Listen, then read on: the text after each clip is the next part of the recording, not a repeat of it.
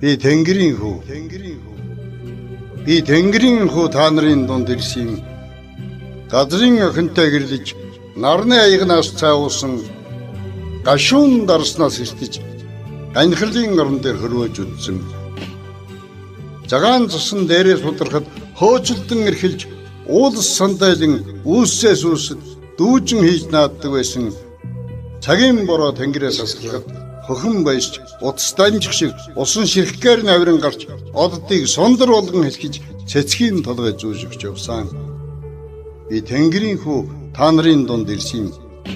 Хурамстын аянгаас галмогой ташуур шүрэн авч бэртгчний нураг шалвар олгон залхааж явсан.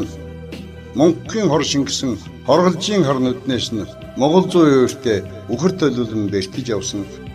Мөгийн гаг шившин хөөж бусдад ариуны гөрөн мөлгөж ба хүүхдийн өвдөгдөр цэцгийн дэлбий авиж явсан. Хүний юу бодож байгааг нүднийх нь харснаас уншдаг байсан. Сэрлийнхаа сугаар хурамстын өргөөтэй харьцдаг байсан. Сэтгэлийнхаа аршинаас найрыг болгон нэрж хүмүүст амсуусан. Нэг нь амтрахын шимж байгаад нөгөө нь аяглан тамшаалж байсан аанаа бас төрөгжж байсан алинд нь ч гомдоогүй.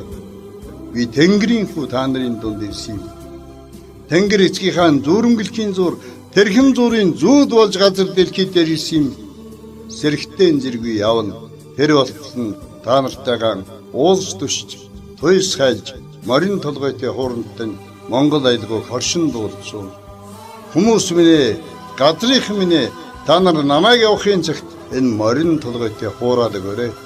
Үгээр чиний хурамс тэцгэн уйруулан хайлуулан дуудуулан үүлэн тансаг хур болон ивэлж үргэлжид тэгвэсэн та нарыг хийвгэн. Би Тэнгэрийн хүү та нарын дунд ирсэн юм. Гантиг чулуун мөн чи ганцхан энэ мөрийн минь гайгүй сайн тогтоож яваарай.